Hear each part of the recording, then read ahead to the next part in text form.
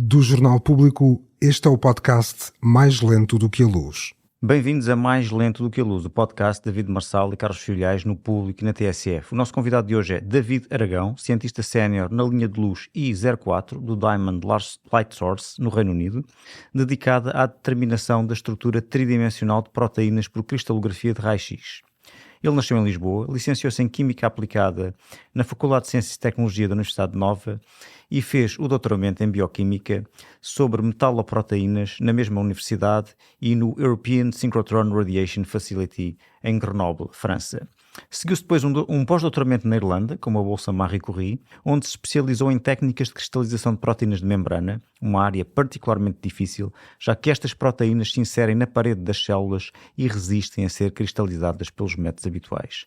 Foi essa especialização que o levou a colaborar de perto com Brian Kobilka, sendo coautor de um artigo publicado na Nature em 2011 que revelou a estrutura do receptor adrenérgico beta-2 ativado por uma hormona, um receptor que é ele próprio uma proteína de membrana. Foi este trabalho que o Comitê Nobel viria a considerar decisivo e que valeu a Kobilka o Prémio Nobel da Química 2012. Aragão viveu depois 8 anos na Austrália a gerir linhas de luz no sincrotrão australiano, onde participou também na determinação da estrutura do vírus da doença do bico e das penas, uma ameaça a espécies de papagaios em riscos de extinção. Mudou-se para o Reino Unido em 2019 e foi recentemente eleito Fellow da Royal Society of Biology, distinção que se soma à sua eleição em 2024 como Fellow da British Crystallographic Association. Para além da ciência, é também vereador na cidade de Idcot. Bem-vindo, David. Olá, tudo bem? Bem, bom estar aqui. Olá, David. Hoje estou entre dois Davids, pá. É a primeira vez que acontece, pá, de modo que... Vamos à tua carreira. Portugal, já foi aqui sumariado pelo David. Portugal, França, Irlanda, Austrália, Reino Unido, é uma espécie de cristalografia errante. Portanto, a pergunta é o que é que te levou a sair daqui e depois andar de país em país? Será que vais ficar aí? Será que algum dia vais voltar? Quantas nacionalidades tens? Ainda és português? É uma boa pergunta. Sim, ainda sou português. Os portugueses não nos retiram a nacionalidade quando nós adquirimos outras. Há países que retiram, portanto, Portugal não retira. Mas tens várias? Tenho duas neste momento. Sou cidadão australiano, portanto sou da Commonwealth. O rei é o meu rei e a rainha foi a minha rainha. Tive que jurar à rainha. E em breve devo concorrer à cidadania inglesa também. Portanto, e como a Austrália e Portugal permitem, coleciono a terceira e já estou pronto para ir para outro país, se calhar. Mas algum dia voltarás? Não. É difícil voltar. Sabes, há pouco tempo li uma descrição da vida no estrangeiro como uma pedra a saltar sobre a água, sabes? Quando atiramos a pedra e salta três vezes. Sim. Isso é uma coisa de física. Mas a pedra nunca mergulha suficiente, não é? Bate só a última vez é que mergulha suficiente. E essa imagem ficou comigo. Era alguém que descrevia ser um digital nomad, não é? Vivia em Lisboa. Ficou comigo, mas não conectou muito bem, sabes? Porque eu nunca consegui viver e colecionar. Eu não vejo os países como uma coleção de países de carimbos no passaporte. O meu instinto foi sempre mergulhar. Mergulhar em França, falava francês e seguia a cultura e a política francesa. Na Austrália, adaptei-me aos barbecues que eles fazem ao ar livre frequentemente. Nos Alpes franceses aprendi a esquiar. Na Irlanda aprendi os desportos deles, que eles faziam na universidade. Portanto, isso é típico dos portugueses, adaptam-se bem. E cada país deixou uma marca diferente. E acho que não há maneira, sabes, eu não quero sentir-me um digital nómada, eu quero conectar e não há maneira melhor do que conectar do que participar na sociedade à tua volta. E foi isso que sempre... E por isso é que agora entraste na política, não és vereador na cidade aí onde vives, é isso? Sou vereador e tem uma história engraçada, que é, eu não decidi ser político, não é assim uma coisa de vanglória pessoal. Foi o povo. Não foi. Foi diferente. Durante o Covid eu ouvimos muitos podcasts como este, não é? Estávamos aborrecidos em casa e ouvi um podcast da Michelle Obama que me marcou profundamente, em que ela descreve a maneira como ela cresceu, não é? Uma vida de comunidade, tinham que se ajudar todos uns aos outros, e descreve que nós, quando chegamos a uma certa idade, já conta mais do que olhamos para a nossa carreira, mas a carreira dos outros. E então esta pergunta que eu faria a mim mesmo, que é o que é que eu posso fazer para desenvolver a minha carreira, mudou um bocado para o que é que eu posso fazer para desenvolver as carreiras das pessoas à minha volta aqui e agora, porque eu estou aqui neste momento, neste espaço físico e neste espaço de tempo. E foi isso que me levou até a ser vereador. Ótimo. Muito bem. E agora, centrando agora novamente, ou pela primeira vez na ciência, e para quem nos ouve e não é da área, podes explicar o que é a cristalografia de raio-x de proteínas? Sim, deixa-me dar-te Que é o que tu que fazes. eu faço, exatamente. Dando um passo um bocadinho atrás, eu descrevia primeiro o que é que eu faço, não é? Porque eu já comecei por fazer isso. Estás numa linha de luz, pá, eu acho o nome Uma sensacional. beamline. Uma linha de luz, pá, isto é uma coisa mística, uma linha de luz. É uma coisa mística, porque é um edifício maior que um campo de futebol para tentar ver coisas que são 1.000 milhões de vezes mais pequenas que o metro, não é? Portanto, estamos a tentar ver coisas nos nanómetros e nos angstroms, portanto, a menos 9 e a menos 10 do metro, e precisamos de um edifício do tamanho de um campo de futebol. Parece quase um paradoxo. E em Portugal não existe esse equipamento, o sincrotão. Não, em Portugal não há. Os espanhóis já têm um em Barcelona, já há uns anos, e está a funcionar bastante bem, mas Portugal não tem. Se calhar essa é uma das razões porque ficaste fora, não havia cá sincrotão. Eu não diria isso. Eu acho que eu aprendi, a minha paixão pelos sincrotrões não veio imediatamente, não é? O David explicou bem que licenciei-me em Química Orgânica e nessa altura estava interessado em construir moléculas. Fabricar eu as minhas próprias moléculas. E um dia percebi que a natureza já faz isso, usando a evolução, e as moléculas, que são, por exemplo, as proteínas, são muito mais sofisticadas. Eu nunca ia conseguir produzir uma coisa tão sofisticada como a natureza. Então decidi começar a investigar as proteínas, que são essas moléculas desenvolvidas pela evolução da biologia. É isso que me levou à cristografia. David, tu perguntaste-me o que era a cristografia de raio-x, que parece um palavrão. Eu gosto mais de chamar-lhe biologia estrutural, que é a estrutura da biologia, e em simples palavras tenta perceber a estrutura tridimensional das moléculas da vida, por exemplo, as proteínas. Eu gosto de dizer que as proteínas são as máquinas moleculares. Umas recebem mensagens, outras transportam materiais, outras cortam ou constroem castelos. A forma da proteína determina a maneira como interage com os seus parceiros, como funciona a máquina, não é? Portanto, há uma relação enorme entre a forma da molécula e o seu efeito, o que é que ela faz, o que é que essa máquina faz. Isso é biologia estrutural, ou cristalografia de raio-x. Biologia estrutural não precisa de um sincrotrão. Havia o que eles chamavam home sources, portanto havia equipamento em laboratório. Mas Difratómetros de raio-x. O sincrotrão é uma coisa muito mais poderosa, que permite chegar ainda mais longe nessa área. E o sincrotrão, a questão é que consegue produzir um feixe de raio-x de alta intensidade, depois incide num cristal de proteína. E porquê que isso faz sentido? Faz sentido porque os cristais não nos dão uma fotografia direta, não é? Dão-nos um padrão de difração a partir do qual nós reconstruímos os eletrões e o modelo da nuvem eletrónica das moléculas. Portanto, indiretamente conseguimos perceber a molécula com que incidimos essa luz. E, portanto, mas não é só uma molécula, são muitas empacotadas, não é? Sim, é um cristal de moléculas. É a mesma molécula empacotada num cristal, portanto, de uma forma muito ordenada, que é para fazer o sinal subir. E tem de preparar isso, tem de fazer esse cristal, não é? Sim, o cristal. Isso não existe feito. Os cristais das proteínas precisam de ser... temos que conseguir cristalizar, não é? Portanto, isso é feito nos laboratórios de bioquímica, que tem que produzir a proteína e depois cristalizar. Mas o meu trabalho hoje em dia já não é só isso. O meu trabalho hoje em dia é uma mistura de cientista, de engenheiro, programador, médico de urgência do equipamento. Eu já faço... médico do equipamento só. Sim, médico só do equipamento. Mas o raio-x, quer dizer, são tão intensos que vocês têm de ter cuidado, não se podem pôr à frente o feixe. Sim, o raio-x que sai da máquina é o que a gente chama policromático, tem todas as energias, e esse é muito perigoso. Mas depois nós monocromatizamos esse raio-x, portanto escolhemos uma das cores, e aí tem para aí 1 a 10 miliwatts. Não é, em termos de energia não é muito perigoso, mas não queres levar com esse raio-x numa zona do teu corpo, vai-te causar, não me ofereço, vai-te afetar. As minhas proteínas não querem ser medidas dessa Definitivamente maneira. não querem. Ora, mas então, concretizando, no dia-a-dia, qual é a tarefa principal? É preparar os cristais, é ligar o feixe, eu suponho que está sempre ligado, não é? O feixe está... o que é que faz? É um físico experimental, físico ou químico, não sei qual é a diferença aí. Ou biofísico. Eu sou um cientista de instrumento hoje em dia, portanto, eu explico-te um bocadinho o que eu faço, mas só para te explicar que num dia posso estar a aconselhar a estratégia de recolher dados de um académico ou de uma indústria que está a usar, porque nós somos um equipamento para servir a comunidade, servimos as academias e as indústrias.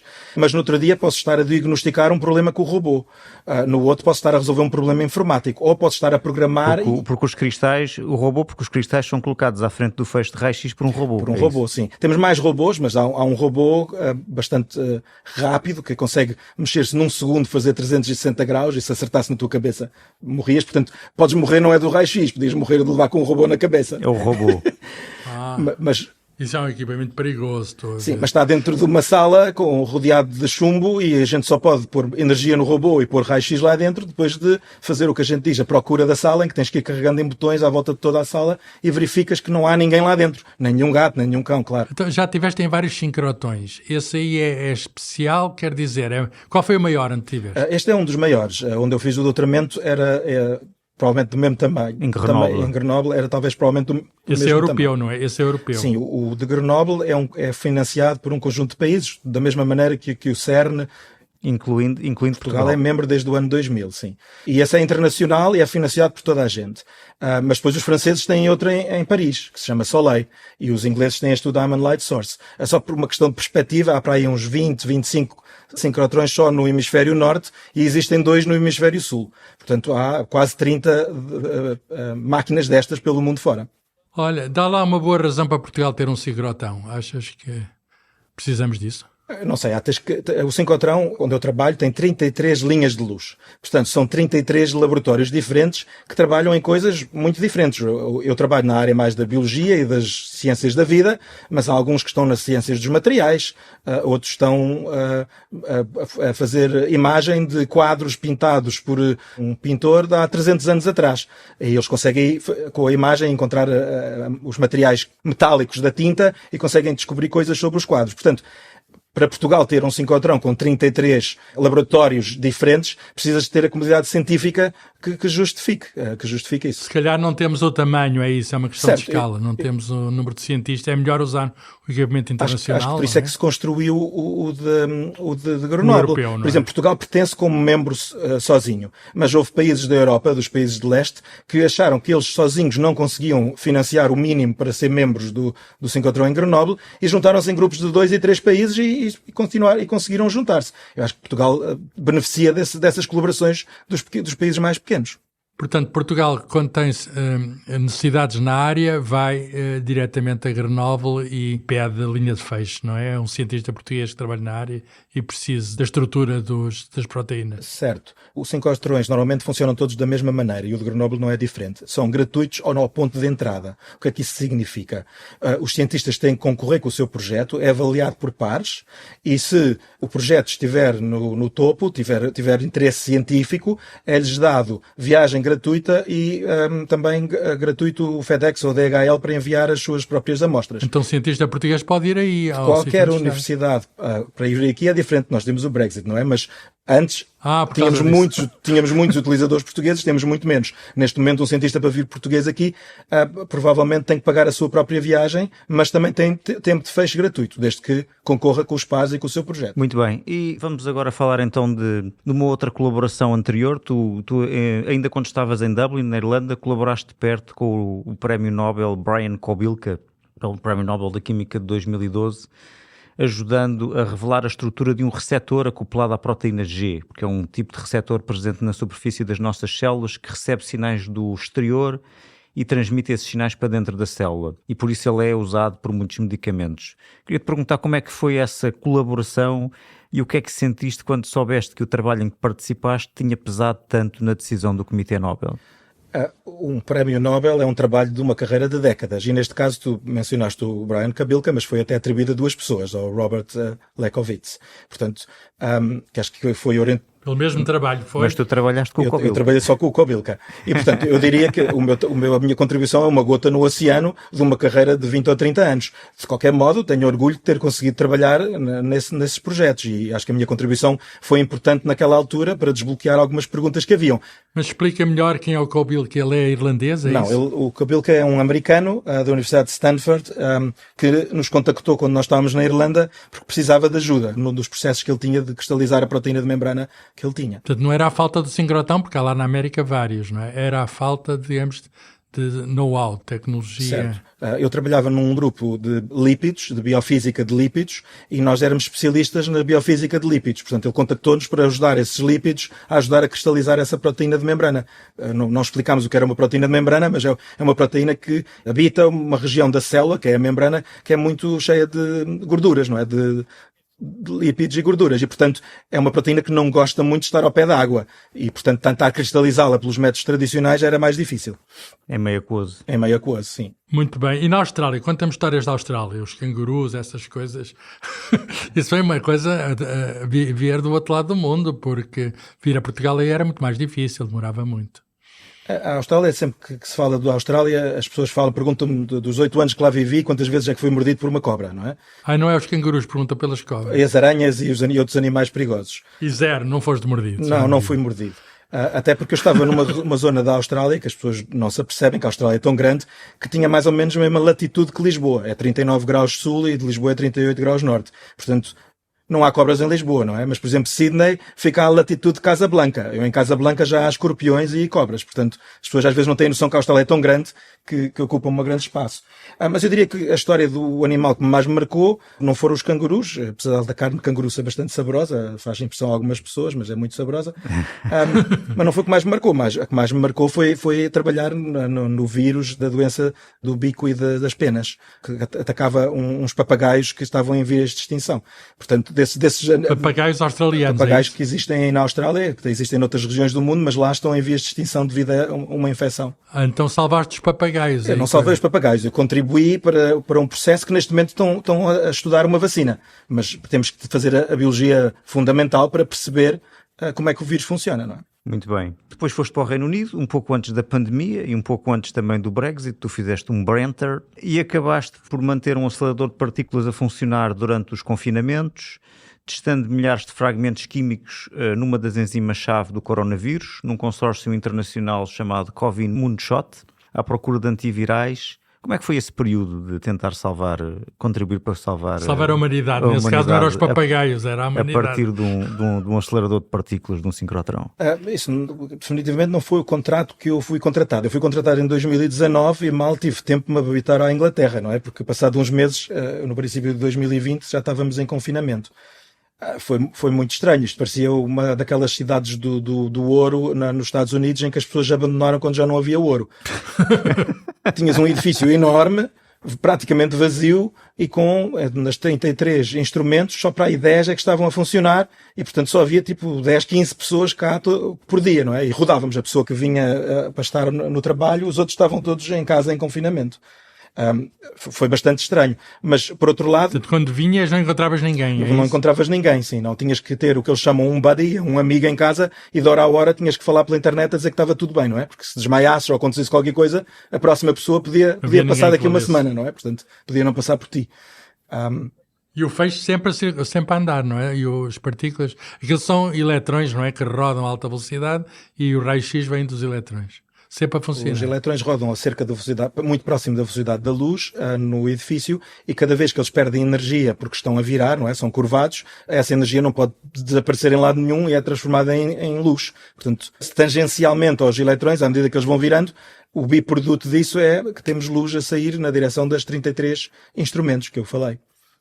Mas essa luz só é apanhada em certos sítios, nos tais feixes de luz, porque o resto há uma proteção. Não? Essa luz é apanhada... Certo? No acelerador todo. Essa luz é apanhada cada vez que o feixe de eletrões curva. Ora, nós dizemos que o nosso edifício é um círculo, mas não é um círculo, é um polígono. Os eletrões vão à direita, depois curvam. Vão à direita, depois curvam. Cada vez que eles curvam... Aí nos sítios que curvam tem lá um posto de observação. A gente recupera os fotões, não é? A luz que vem. Aí eu pensava que era circular, não. É um polígono. É um polígono, sim. Que está sempre... Mas um polígono com muitos lados. Com muitos lados, é verdade, com muitos lados. E vocês podiam perguntar para onde é que vai essa energia que os eletrões estão a perder, porque se a gente recolhe a energia, eles perdem energia. Nós temos frequências de rádio que voltamos a injetar energia cinética nos eletrões, para eles voltarem, porque senão eles decaíam e deixavam de rodar. Portanto, eles vão perdendo energia e nós vamos-lhes dando energia. Em 2 ou 3 pontos do anel, voltamos a dar-lhes energia. Interessante. Olha, e voltando à Covid, vocês viraram-se para a Covid por causa de, digamos, Moonshot. Era, digamos, a necessidade urgente de saber mais sobre a Covid, não é? E estudaste uma enzima do próprio vírus, é isso? Vamos lá ver. Eu não estudei particularmente. Eu estava a manter a máquina a funcionar. E depois, quando esses colaboradores estavam a usar a máquina, às vezes precisavam de ajuda na melhor forma de recolher dados. E foi aí que eu participei. Eles estavam à distância. Não vinham cá, sim. E um homem de instrumentos, não instrumentista, também tem a autoria do artigo que eles fazem, Como é que Pode isso faz? ter. Nos 33 instrumentos do Diamond varia de maneiras muito diferentes. Há algumas áreas em que quase sempre o homem de instrumentos está nos artigos. Na biologia estrutural é menos comum, porque normalmente as pessoas que estão a recolher dados já sabem o que estão a fazer. A ajuda que eles precisam não é na biologia em si. De qualquer modo, eu fui autor numa das estruturas. Não estou no artigo com 50 e tal autores, mas estou numa das estruturas. E houve alguma coisa especialmente relevante sobre essa enzima? Quer dizer, por exemplo, era para produzir medicamentos antivirais. Eu acho que a vacina chegou primeiro do que isso, não é? A vacina usou um método novo, que não vamos entrar aqui, não é? Para produzir a vacina. Sim. Mas a vacina que se está a produzir com esta droga não é uma vacina, é uma droga, é para curar a pessoa, é um medicamento. Exatamente. É um medicamento, não é bem Sim, uma vacina. e isso demora um bocadinho mais tempo e ainda está em processo. Acho que chega... Ainda não existe. Esse antivirais para a Covid ainda não existe. Não existe. Não existe. Essencialmente, o vírus do Covid tem uma enzima que é tipo uma tesoura e corta uma cadeia longa de enzimas para produzir as várias enzimas separadas. E o que a gente estava a tentar fazer era estragar a tesoura com uma chave de parafusos. E isso está a ser conseguido. Já foi provado, já se conseguiu descobrir uma molécula que faz essa tesoura não funcionar e está neste momento em produção e vai entrar em estudos de fase 1, portanto, no próximo ano, em 2027. Mas fase 1, não sei se quer explicar, David, é ainda só testar os efeitos secundários. Exato, os efeitos secundários. Exato. Portanto, ainda estamos mas neste momento já está a ser produzido e já estão a preparar os estudos de fase 1, portanto... Mas a Covid não nos preocupa tanto, mas há outros vírus, como o ébola, que é muito mais perigoso, não é? E aí também há necessidade de antivirais, não é? E, mais uma vez, os sincrotões são precisos. Há duas coisas importantes nesta droga que está desenvolvida. Não é específica só para o Covid, atinge um grupo variado de vírus, aparentemente com alguma eficácia, ligados à família do vírus do Covid. E tem outra coisa, como foi desenvolvida 100% com dinheiro público, vai ser um dos poucos casos, se for bem sucedida, em que vai direto para genérico. O domínio público. Portanto, não é uma farmacêutica que faz. Exatamente. Não é? É capaz de ser um dos bons exemplos em que vai diretamente, exclusivamente para genérico. E como vocês sabem, há países, como a Índia e outros, que conseguem produzir os medicamentos com alta qualidade muito baratos. Mas ainda não existe. Vai existir se tudo correr bem. Se um dia chegar aos doentes, a ambição é que nasça um genérico daí. Neste momento ainda está... Estamos há anos que isso aconteça. Estamos há anos, mas eu não diria muitos anos. Talvez 2 a 5 anos é capaz de estar a chegar. Falemos então agora das sociedades científicas. Estás a obter reconhecimento porque duas sociedades científicas importantes, a British Crystallography Association e a Royal Society of Biology, deram-te a honra de entrada. Isso faz por convite? Como é que isso funciona? Tens que ser nomeado, alguém nomeia-te, e depois, no caso, por exemplo, da Royal Society of Biology, tens uma lista de critérios e tens que escrever um documento que vai ser avaliado por pares, em que abrange a parte científica, mas também de gestão de pessoas, de treinar outros, de critérios de honra científica, de não enganar, essas coisas todas. Tens que mostrar que ao longo da tua carreira fizeste um percurso que toca nos pontos que eles querem para te considerar um fellow, como eles chamam. Oh, David, esta Royal Society of Biology tem alguma coisa a ver com a Royal Society, a Sociedade Real de Londres? Que é um ramo? É uma boa pergunta, porque o Comms Office do Diamond, o meu empregador, confundiu as duas e achava que eu era o Newton, não é? E o Newton... Não estou sozinho. Sim, não estou ao lado do Newton, como da Royal Society, mas, por exemplo, o David Attenborough, dos programas da BBC, é um fellow da Royal Society of Biology, portanto, estou bem acompanhado. Mas está na outra também, não? Se calhar também está na Possível outra. que esteja na outra, não sei. Estás em boa companhia. Estou em boa companhia. Mas são razões diferentes. Portanto, na Royal Society of Biology foi a minha carreira científica que contou mais. Na British Crystallography Association, portanto, a Associação de Cristalografia, é por causa do meu esforço de treinar outros. Eu participo em workshops anuais, já na Austrália fazia isso, organizava, agora participo mais como tutor, e tenho uma grande componente de treinar os outros e de desenvolver os outros. E foi isso que foi reconhecido na Associação de Cristalografia. Muito bem, muitos parabéns, David. E agora, avançando um pouco para uma outra questão, que é a questão da inteligência artificial, há um sistema chamado AlphaFold, que no fundo também consegue prever a estrutura em 3 dimensões de muitas proteínas, a partir da sua sequência de aminoácidos, no fundo, sem passar por um cristal ou por um sincrotrão.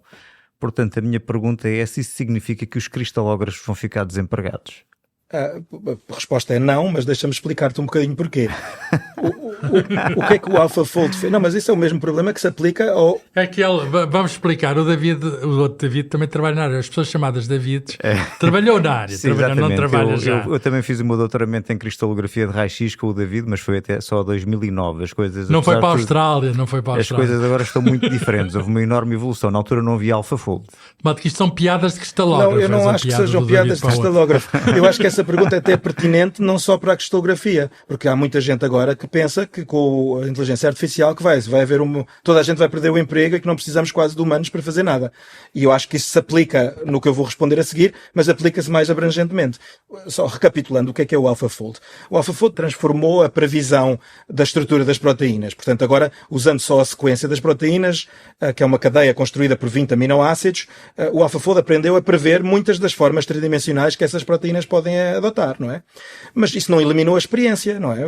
Uma previsão dá-nos um modelo e uma confiança... Não, e consegue fazer isso por causa de todas as proteínas todas as estruturas que foram determinadas por humanos e que ele aprendeu com esses exemplos. Certo, eu acho que o AlphaFold também tive uma gota no oceano disso. As minhas mais de 100 estruturas que eu resolvi e pus na base de dados contribuíram para ajudar o AlphaFold. E há 10 ou 15 mil estruturas lá por muita gente. Porque sim, o AlphaFold é um sucesso da cristalografia, de uma certa forma. Mas como eu estava a dizer, não elimina a experiência real, porque uma previsão dá-nos um modelo e um valor de confiança estimado, não é? Qual é o erro que o AlphaFold tem? O erro é tens que ter a estrutura real para confirmar. E o AlphaFold às vezes está mais próximo, às vezes está mais longe. Mas temos que fazer a experiência para medir isso. Mas a margem é pequena, em geral. A margem não é pequena, depende do que é que estamos a falar. Por exemplo, a minha mulher trabalha na indústria farmacêutica e neste momento não consegue usar o AlphaFold para prever uma droga a ligar-se no centro da proteína. O AlphaFold falha completamente nisto. Pode melhorar, pode vir a fazer, mas consegue ter uma forma da estrutura que é mais ou menos, que é uma fotografia, mas não explica o movimento das proteínas e nem explica como é que se liga no centro ativo. Portanto, não conseguimos ainda fazer drogas com o AlphaFold. Portanto, desenvolver Drogas aqui é medicamentos. Sim, drogas aqui é medicamentos. Mas tem a ver com a dinâmica, um só tem a estrutura estática e o outro, e nós precisamos conhecer a dinâmica de certas reações, é isso? Nós precisamos da dinâmica e as estruturas de cristalografia, uma estrutura é só uma foto estática da pessoa a correr. E não sabemos se está a correr para a piscina ou a correr de costas para enganar o Sherlock Holmes, não é? Não sabemos em que posição é que está. Mas de qualquer modo, se apenas estivermos interessados em estruturas estáticas, se atualmente as previsões do AlphaFold são muito boas ou boas, qual é que são? Qual é que classificas isso? As previsões são boas e o que eles fazem é aceleram o processo. Portanto, o Diamond, por exemplo, nas minhas linhas de luz, nós adotamos o AlphaFold. Os utilizadores submetem a sequência antes de virem cá recolher dados. O AlphaFold prevê uma estrutura, eles depois recolhem dados e nós imediatamente resolvemos a estrutura usando esses AlphaFolds, ajudamos a resolver e comparamos imediatamente a estrutura. E, portanto, há imediatamente para ter um feedback real entre a estrutura e o AlphaFold. Mas acelera a investigação. Olha, isso leva-me à próxima pergunta. Trabalhas mesmo com o AlphaFold? Tu controlas esse bicho? Não, eu não trabalho com o AlphaFold, mas trabalho em investigação de inteligência artificial noutras áreas. Por exemplo, diz lá. Como é que usas a IA? Por exemplo, tive uma grant que já acabou e que foi bem sucedida, em que usámos reconhecimento de imagem para detectar a posição da amostra depois do robô montar, esse robô que tu falaste há um bocado, David, e centrar a amostra no local onde a gente sabe que o feixe de raio-x está. Portanto, ele usa só reconhecimento de imagem. E foram horas e horas com o rato a dizer isto aqui é um loop de nylon, isto aqui é um cristal, e a treiná-lo. Que isso aí é machine learning, não é? Não é ele a aprender sozinho, não é? Portanto, há muito menos erro nesse processo. Portanto, a inteligência artificial tem diferentes ramos e o machine learning é um bocadinho mais de confiança.